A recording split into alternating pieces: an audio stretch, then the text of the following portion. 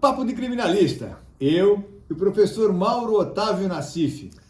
Eu e o grande criminalista Mário de Oliveira Filho. Quero mandar um abraço apertado, de carinho, de respeito ao grande Jacinto Nelson de Miranda Coutinho, meu querido parceiro, amigo, um dos grandes lutadores pelo Estado Democrático de Direito e pelo processo penal democrático e constitucional.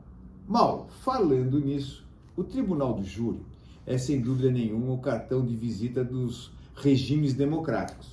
Você concorda, Mauro? Concordo. Nos Estados Unidos, no Reino Unido, realmente. É o povo, né? É o povo. É o povo no poder. É o povo. Bom, o que acontece é o seguinte: só o fato da pessoa entrar no plenário do júri como acusado, ele já entra condenado. Principalmente se estiver preso e tem juiz que não deixa tirar o uniforme de prisão, não deixa tirar as algemas, o sujeito já entra condenado. Essa é a grande verdade.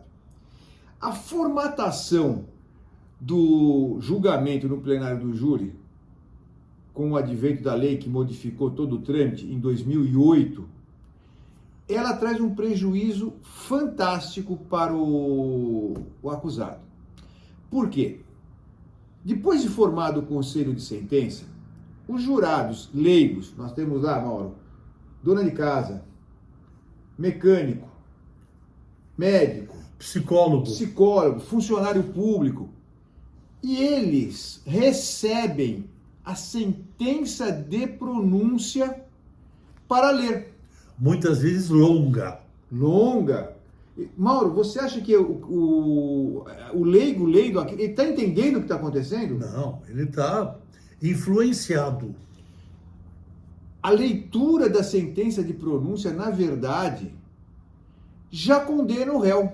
Porque o leigo, quando recebe aquilo, ele não sabe que aquilo é uma decisão interlocutória, que não é terminativa, que depende de uma avaliação pelo tribunal do júri. Ele não sabe nada disso.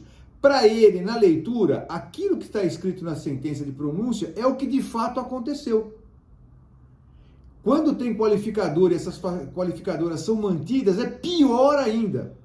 O jurado capta aquilo, até porque uma ordem, uma decisão judicial para o leigo tem um peso muito grande, né, Mauro? De veracidade. Foi o magistrado que os convocou, inclusive. Então, tem peso de veracidade. Há uma ascendência. Sim, não tem a menor dúvida. O réu vai ter que, a defesa vai ter que desmistificar a sentença de pronúncia para depois entrar na sua tese principal, negativa de autoria e por aí vai. E muitas vezes a sentença de pronúncia longa é o próprio magistrado que está ali, fisicamente. Sim, foi ele que pronunciou e vai presidir o júri. Antes da reforma pontual do Código de Processo Penal em 2008, a sentença de pronúncia não era lida. Poderia ser lida durante o plenário. Hoje é uma incongruência, um paradoxo. O jurado lê a sentença, mas as partes não podem mencionar a sentença de pronúncia com o tom de autoridade. Isso é tão subjetivo, né, Mauro? O que é o tom de autoridade? Sei lá o que é.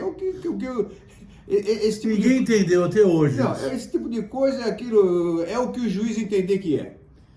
Mas antigamente tinha uma peça chamada, Mauro, quantas vezes nós ouvimos, hein? Muitas. Libelo crime acusatório.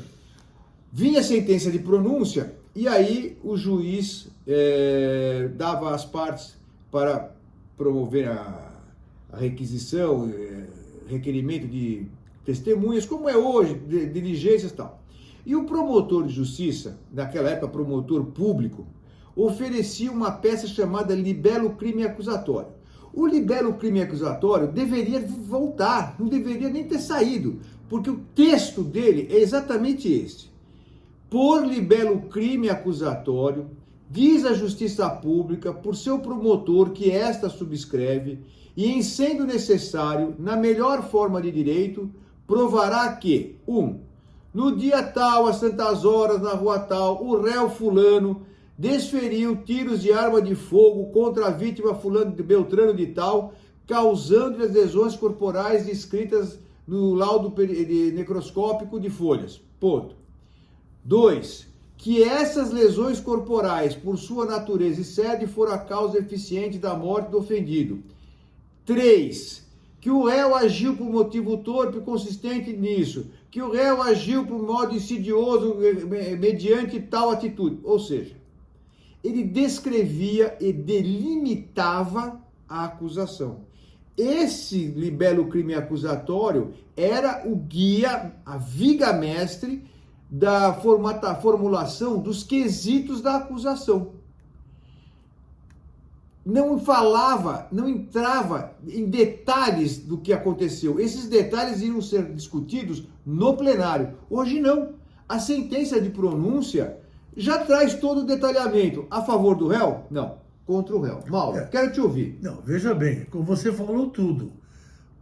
Não existe, você resumiu tudo. Não existe sentença de pronúncia a favor do réu. Não, é contra, tá mandando ele pro júri. É contra o réu. Ele pro júri, é contra o réu. Então você já resumiu tudo.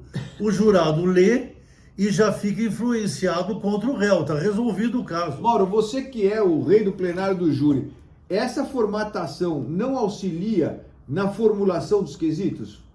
Evita totalmente, erro. totalmente. Evita erro. Totalmente. Mas o ponto crucial de tudo é isto. A sentença de pronúncia lida auxilia a acusação.